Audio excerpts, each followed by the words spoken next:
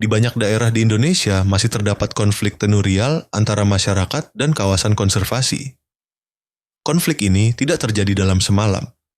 Ia muncul karena tumpang tindih pemanfaatan lahan, kebutuhan hidup masyarakat, dan belum adanya kepastian akses kelola yang jelas.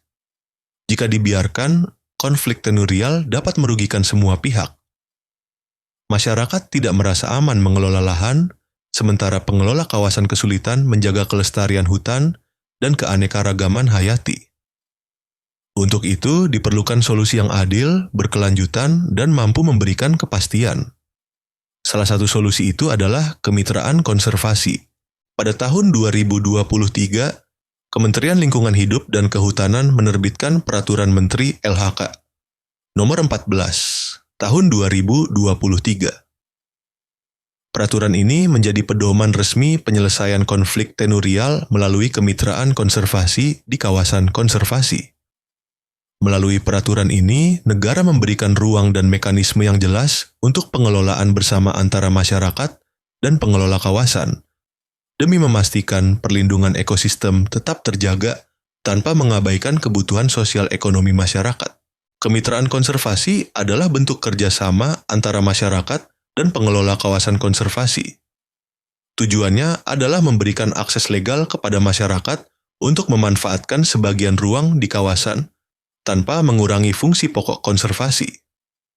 Dalam kemitraan ini, masyarakat tidak hanya sebagai pengguna lahan, tetapi juga menjadi bagian penting dalam menjaga hutan, melindungi satwa, serta merawat habitat yang ada di dalamnya. Ini adalah kolaborasi yang mengedepankan keberlanjutan dan keseimbangan. Untuk memastikan tepat sasaran, Permen LHK 14 tahun 2023 menetapkan kriteria masyarakat yang dapat menerima akses kelola melalui kemitraan konservasi. Masyarakat harus tinggal di dalam atau di sekitar kawasan konservasi lebih dari 5 tahun. Mereka juga harus memiliki lahan garapan tidak lebih dari 5 hektar, serta kegiatan pemanfaatan lahan tersebut sudah dilakukan sebelum batas waktu yang ditetapkan. Kriteria ini dibuat untuk memastikan bahwa akses kelola diberikan kepada masyarakat yang benar-benar bergantung pada kawasan dan memiliki hubungan sejarah dengan lokasi tersebut. Penyelesaian konflik tenurial melalui kemitraan konservasi dilakukan dengan proses yang sistematis dan partisipatif. Tahap pertama adalah identifikasi dan pemetaan kondisi sosial, ekonomi, serta lokasi garapan masyarakat. Tahap kedua, dilakukan verifikasi dan validasi data untuk memastikan akurasi dan kelayakan kelompok masyarakat. Tahap berikutnya adalah dialog dan musyawarah multipihak. Tempat masyarakat, pemerintah daerah, dan pengelola kawasan merumuskan bentuk kemitraan yang paling sesuai.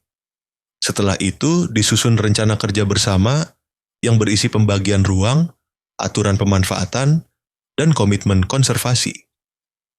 Tahap terakhir adalah penandatanganan perjanjian kerjasama sebagai dasar hukum pelaksanaan kemitraan. Semua proses ini dilakukan secara inklusif, transparan, dan saling menghargai.